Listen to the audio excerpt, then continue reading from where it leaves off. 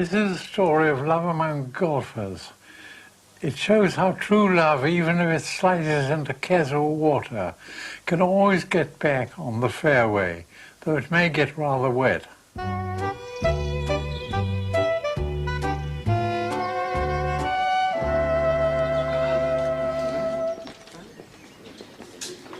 Hello, Mac. Jill, have a good round. Round? Oh, yeah. Thanks for the game, Mac.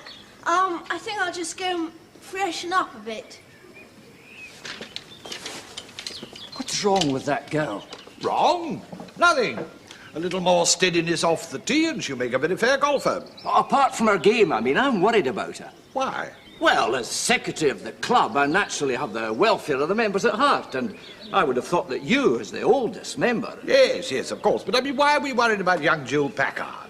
Hard to put a finger on it. She seems dreamy, absent-minded. I was just telling her just now about that long putt I had at the third yesterday, and after about 15 minutes, I noticed her attention had wandered completely. Strange. Come to think of it, she did seem a little distrait just now. I wondered if something had happened between her and young Bates. William? What kind of thing? Well, whatever does happen between engaged couples. Oh, well, in their case, nothing very much. A regular 18 holes together. Mind you, of course, they're not officially engaged. They just grew up together and sort of have an understanding. What sort of understanding? Mainly that if ever William can speed himself up enough to propose, Jill will accept and they'll settle down stodgily and happily ever after. Maybe he has popped a question. Oh, no, William would never do anything as sudden as pop. It's taken him 3 years to get this far. He's not one of your rapid wooers. I might even call him torpid. In fact, I will call him torpid. He's torpid. And Jill... Shh. She's coming back. Why don't you have a word with her? I will. I'm curious myself. Yeah. Ah, there you are again. And freshened up to good purpose, I'd say. Oh. I hear you got the saga of the long putt. Did I? Oh, yes. I managed to evade that one myself. I'm waiting for the film. Oh. Jill, come here. Now, Jill, I've known you since you were in rompers. Is something wrong? Well, not exactly. Tell me. Well, now, look here. Have you ever read The Love That Scorches by Luella Perriton Phipps? No, I evaded that one too. Well, I got it out of the library yesterday and I finished it at 3 o'clock this morning in bed. And it's a very, very beautiful book. It's all about the desert and people riding on camels and this wonderful Arab chief with stern yet tender eyes and a girl called Angela and oases and dates and mirages and all like that. And this Arab chief seizes this girl called Angela and clasps her in his arms, and she can feel his hot breath searing her cheeks, and he flings her on his horse and they ride off together. And all around was sand and night and mysterious stars, and somehow I don't know. I wish Mother would take me to Algiers this winter. It'd do her rheumatism so much good. Yes, well, talking about rheumatism, I find that a spot of something works wonders. For you?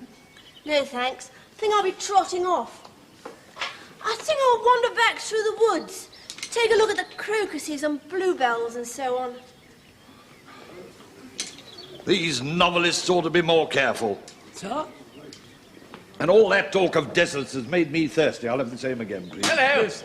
And another pint for Mr. Bates. Yes, sir. I thought young Packard was out here. Yeah, you've just missed her. She was out here.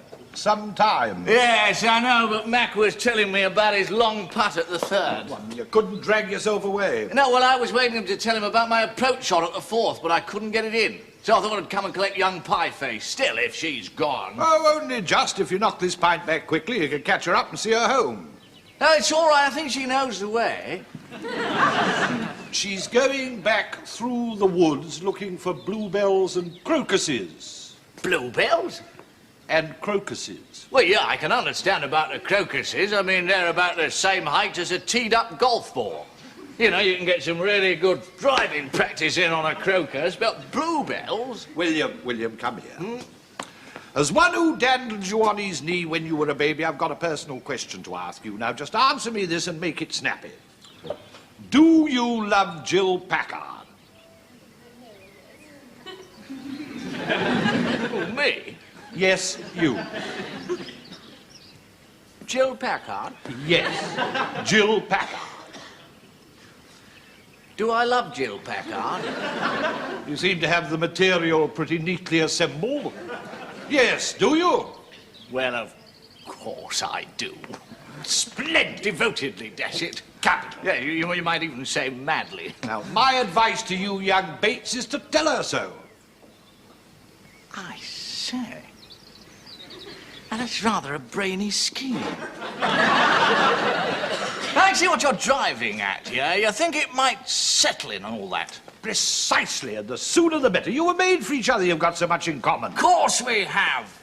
What? Your handicap, for example. I suppose so. Mind you, our chipping's a bit weak round the greens, but we could always sort that out on honeymoon. Exactly. You'd start your life on a solid foundation of sympathy and understanding, if, that is, you ever get around to proposing to her. Oh, don't worry, I will. I mean, we've got our usual 18 holes tomorrow. I could have a crack at it then. Which hole? The 5th? No, the 6th. The ground slopes away from the tee, and you'll be hidden from view by the dogleg turn. Something in that. And I suggest that you contrive somehow to lead her into that large bunker on the left of the fairway. What for? I have reason to believe that she'd respond more readily to your wooing were it conducted in a vast sandy waste. And I'll tell you another thing. I recommend you, before you even speak to her, to seize her, clasp her in your arms, and let your hot breath sear her face. Oh, me? Believe me, it'll appeal to her. But I say, hot breath, I mean, dash it all, you know. What? I can assure you it is indispensable. Well, you know, I suppose. I mean, you've had a bit of experience. All right, I'll have a stab at it. Yeah, well, there speaks the true William Bates. I tell you what, I'll meet you in the bar after lunch for a spot of encouragement before you go on. Now, are you sure you've got it straight? Oh, yes, I think so. Seize, clasp, hot breath, spring it. Oh, for a beaker full of the warm south, full of the true, the blushful hippocrene, with beaded bubbles winking at the brim. You asked for a dry sherry. Oh, lovely. Is that one of yours? Well, not exactly, no, but one likes to feel one's influence shows. Oh, it does. I could never have told the difference. Oh, hello. Hello, William, not arrived yet? William? No, not yet. Shouldn't think it'd be long. I'd like you to meet Mr. Spelvin. He's staying with the Wyndhams for a couple of weeks. He's going to walk round with us. Spelvin? Yes, I seem to know the name. Rodney Spelvin. It's possible I do have some slight claim to, may I say, renown? As a maker of harmonies. What, a composer, eh? Verbal harmonies. I am, in my humble fashion, a poet. Mr. Spelvin writes the most beautiful poetry. I've just heard some of it. Oh, those little things. Mio mosso, some of my juvenilia. I thought they were absolutely terrific. Ah, Miss Packard, you have the soul to appreciate it. Would there were more like you. We singers have much to put up with in a crass and materialistic world. Only last week, a man, a coarse editor, asked me what my sonnet, Wine of Desire, meant. I gave him answer. 'Twas a sonnet, not a mining prospectus. You should have given him a poke in the nose. Boy! Look, I've done a bit of rehearsing. I'm all set. Who's that bird? Well, his name's Spelvin. He's visiting the Wyndhams. Looks a bit of a God help us. Jill says that he's going to walk round with you. Walk round with us? Look here, I can't possibly do all that seizing, clasping and hot breath stuff with that pop-eyed exhibit hanging round on the outskirts? I fear not. Now, best postpone it then, eh? Yes, but not for too long. You never know what... Hello, young Packard. You ready? Yeah, just as soon as I get my clubs. William, I'd like you to meet Rodney Spelvin. Hello. He speaks the most beautiful poetry. Good God, not in public, surely. Oh, sorry. Look, takes all sorts, I suppose. Come on, old son.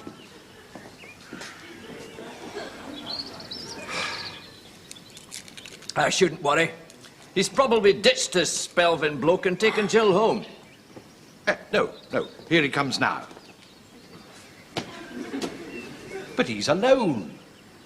William, what happened? What happened? I tell you, I played the game of my life. Didn't hold all the putts, mind you, but if I give myself a couple of 15-footers, you can mark me down for an 83. Not so bad, eh?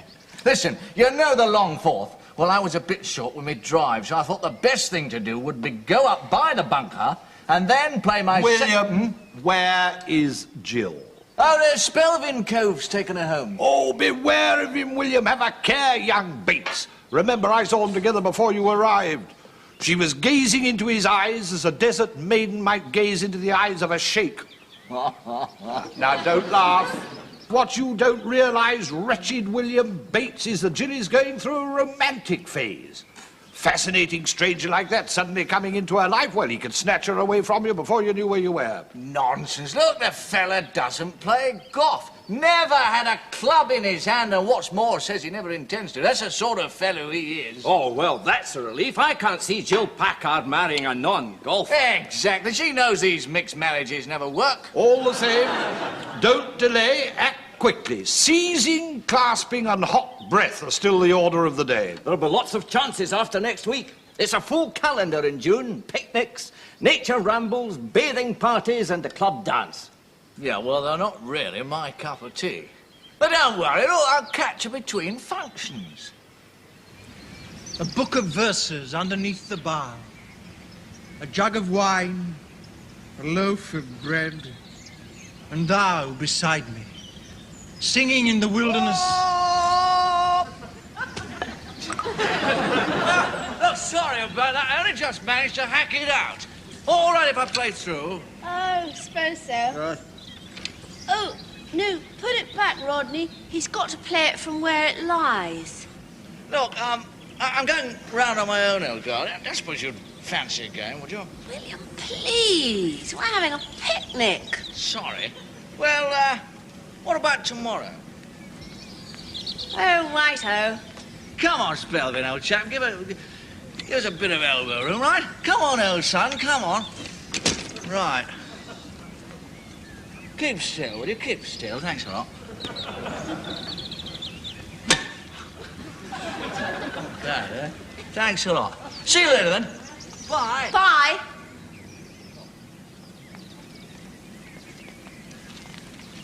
Hail to thee, blithe spirit, bird thou never wert, that from heaven or near it pourest thy full heart in Oi! What about that game, young Packard? I forgot. And will you stop yelling? Rodney's trying to recite. Sorry. All right, Spelvin, look, you play through this time.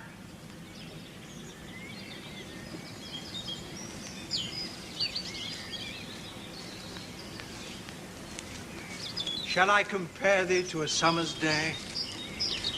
Thou art more lovely and more temperate. Rough winds do shake the darling buds of May. I say, I haven't seen a ball around here, have you? Look, William, do you have to come crashing through the woods like that? You just ruined Rodney's sonnet sequence. Oh, I say, bad luck. Does that mean you can't go to the club dance tonight? Of course I can go. I've every intention of doing so. Jolly good. Well, look after young Pie-Face for me, will you? I don't think I can make it. No, that is bad news. Not for his partners, it isn't. The last time he took to the floor, the poor girl had to take to her bed for 2 days. That's true, so I'm giving him a break this year. Now, where's that damn ball?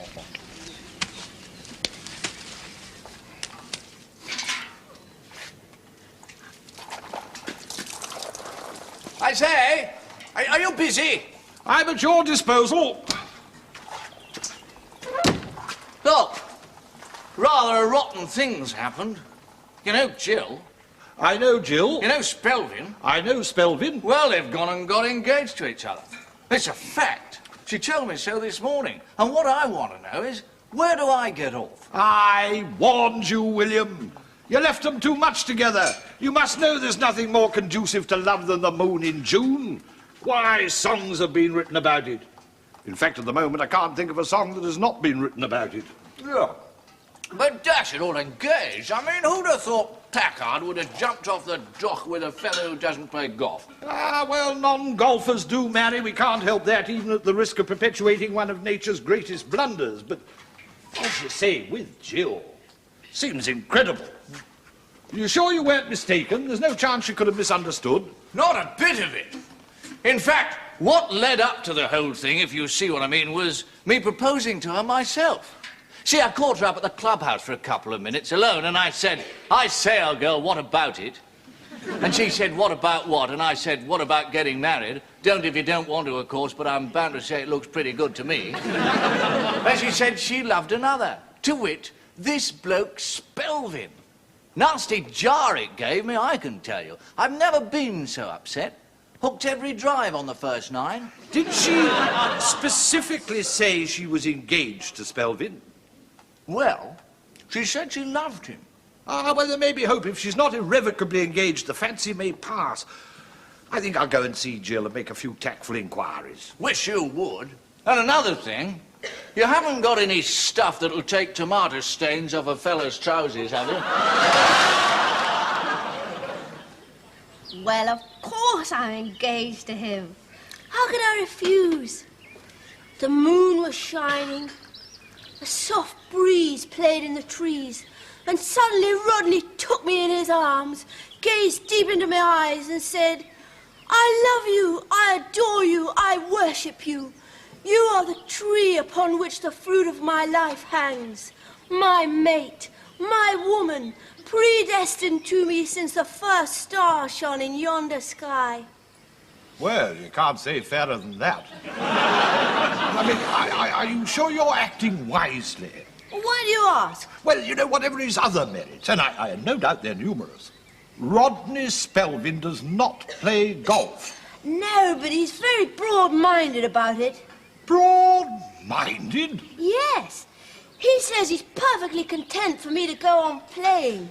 He says he likes my pretty little enthusiasms. I'm sure I wish you every happiness, but I had hoped, of course, but, oh, well, never mind. No, what? Well, you and William. Oh, yes, poor William. I do feel sorry about that. He's a dear. He's a splendid fellow. Yes, and he's been absolutely marvellous about this whole thing. I mean, so many men would have gone off and shot grizzly bears or something. But he just said, righto, in a quiet sort of voice, and he's promised to caddy for me in next week's qualifying round. There's good stuff in the boy. Yes. You know, if it wasn't for Rodney... Oh, well. Yes, well, so, you're aiming for the ladies' annual tournament again? Yes, and I'm jolly well going to qualify this year, 4th time lucky. You feel the inspiration of love will raise you to the ranks of those 32 finalists? I do. And I'm especially confident this year as there are only 32 entries. So really everybody who finishes has to qualify. All I've got to do is get round somehow and there I am. Of course, it'd be absolutely marvellous if I could get a really good score with Rodney watching. Is he going to watch? Yeah, he's going to walk round with us. He's so sweet. Yes, quite. I tell you what, I might walk round with you too. Perhaps I could caddy for your opponent. Who is she, by the way? Mabel Potts. Nice, quiet sort of girl. Thank heavens. I know it's in the bag, but these qualifying rounds always make me nervous. Oh, nonsense. You're completely surrounded by moral support, and as you say yourself, it's in the bag. Everybody has to qualify.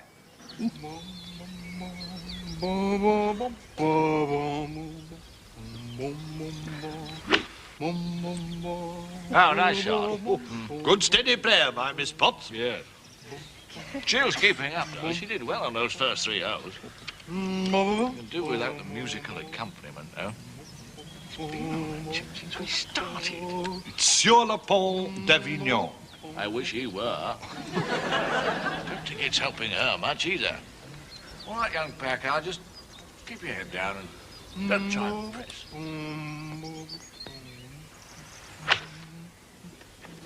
Oh, I say! That vista, that calm wooded hollow bathed in the golden sunshine.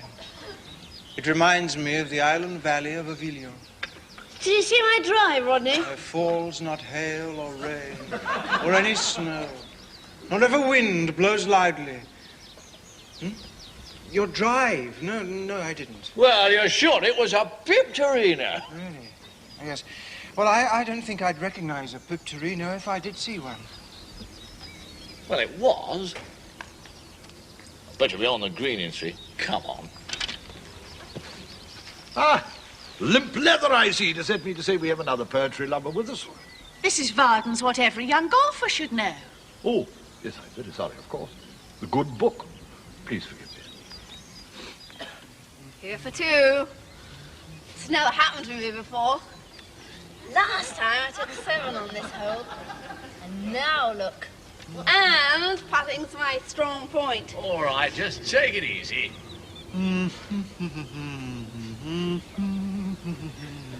Ronnie, please. Do you think you could stop humming and trying to putt? Putt on, child, putt on. I don't know what you mean, but if it gives you pleasure to putt, putt to your heart's content. Thank you. My God! What a bit of colour! Did you ever see such a bit of colour? Oh, Rodney. Did you win?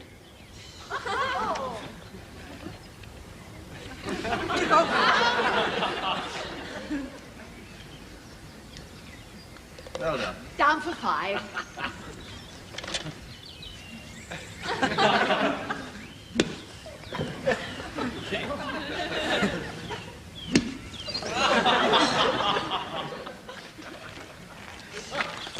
On that last hole, I'm afraid. Still, the score doesn't matter, and there's plenty of time yet. Yes, I'm jolly well going to need it on this filthy water hole. Water hole, eh? Are we to see a gathering of some wild woodland creatures? Oh, it's possible. The 7th has been known to drive people berserk. Sandy McHoots, when he was Open champion, once took an 11 there. I thought that was cricket. Look, see the problem. Play safe, and you finish in the rocks. Try to get straight on the green, and if you fall short, you're in the water. And even if you get across the water, you've got that slope to contend with.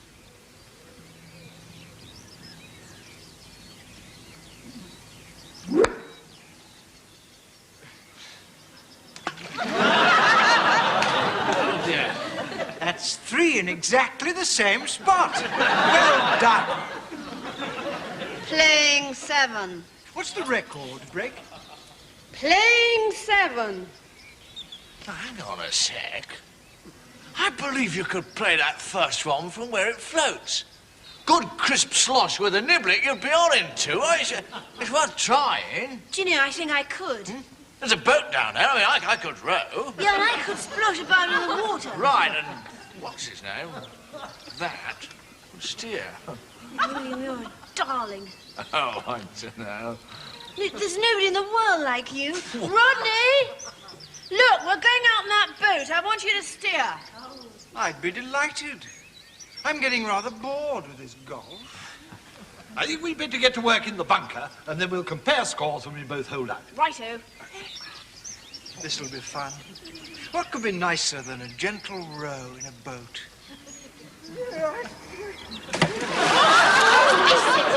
There she spouts. Rodney, I do wish you wouldn't talk while I'm trying to swing.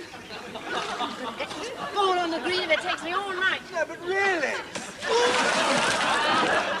Rodney, will you stop making such a fuss? Where's the ball? There's your dips. Playing 4. Playing 4? There to go. That's it. Now, I'll bring it back just a second. It's gone over there a bit. Hello! We made it in 8. How are you doing? Playing 15. 15 is right. Excuse me. There it is. Give it a good slosh. Yes, that's it. That's moving a couple of inches. Playing 44. 44 is correct. What's going on? Mr. Bates, as you see, is rowing. Mr. Spelvin is steering, and as you hear, screaming. Miss Packard is beating the water with a niblick. Yes, well, that seems quite in order. In the circumstances, I think a niblick is the club I'd use myself.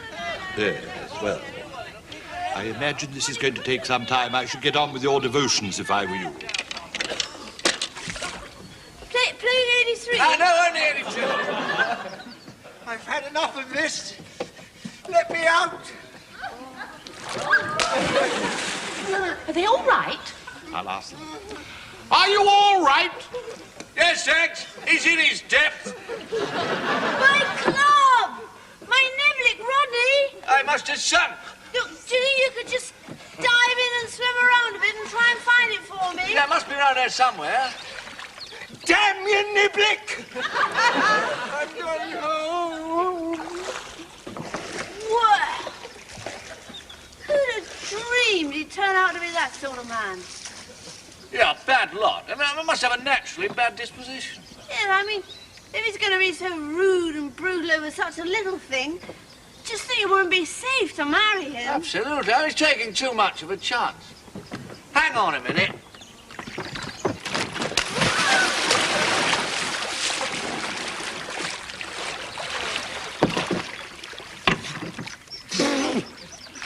Here it is, old girl. I wanted a bit of looking for. Oh, William, you're the most wonderful man on earth. Oh, Charlie. Oh, William. Oh, what's happening now? They appear to be embracing. It seems we've reached a happy ending. Oh, nonsense. We've 11 holes to go yet. Oh, don't worry, they'll get round to it. They may be lovers, but they're golfers first.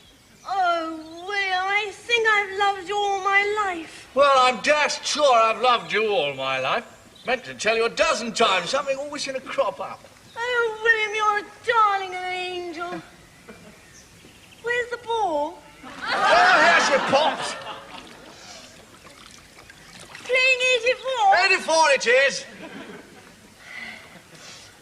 That's the one. Yes, that's moving.